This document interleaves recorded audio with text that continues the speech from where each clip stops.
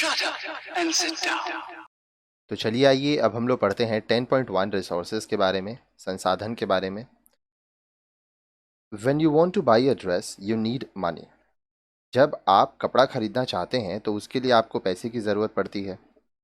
Similarly, when you want to go to your friend's house, you will walk or use a vehicle. इसी तरह से जब आप अपने किसी दोस्त के घर जाते हैं तो या तो आप पैदल जा सकते हैं या तो आपको किसी गाड़ी का ज़रूरत होगा। अब आपको साइकिल का भी ज़रूरत हो सकता है। You will need land and money when your family wants to build a house.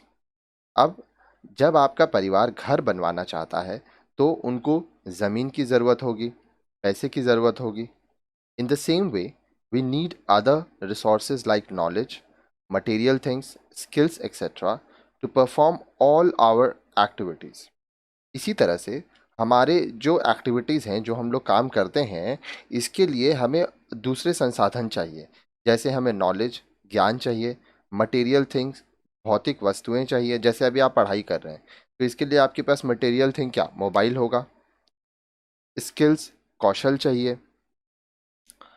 Thus, we find that we need a lot of things to do our day to day course.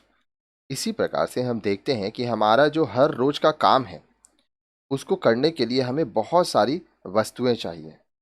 These can be called our resources. अब इन्हें हम कह सकते हैं कि ये हमारे पास संसाधन है। Therefore, we can say that the means used to meet our needs are called resources. अतः ये हम कह सकते हैं कि अपनी आवश्यकताओं को पूरा करने के लिए जिस माध्यम का हम लोग इस्तेमाल करते हैं उसको संसाधन, रिसोर्सेज कहा जाता है।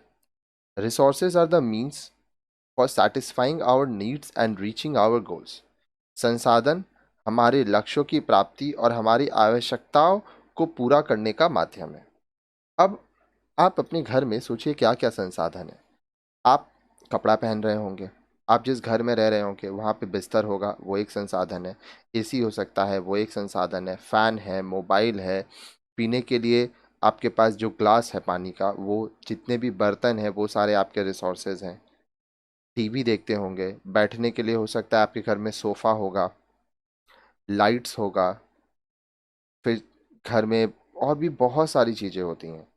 सामान रखने के लिए अलमीरा हो सकता है, वार्डरोब हो सकता है, खेलने के लिए आपके पास खिलौने हो सकते हैं। तो इस तरह से जो चीज़ें हैं हमारे परिवार में जो हम लोग इस्तेमाल करते हैं उनको रिसोर्सेज कहते हैं। अब रिसोर्सेज के और जो वीडियोस हैं नेक्स्ट वीडियोस में आप देखिए 10.1 टाइप्स ऑफ रिसोर्सेज।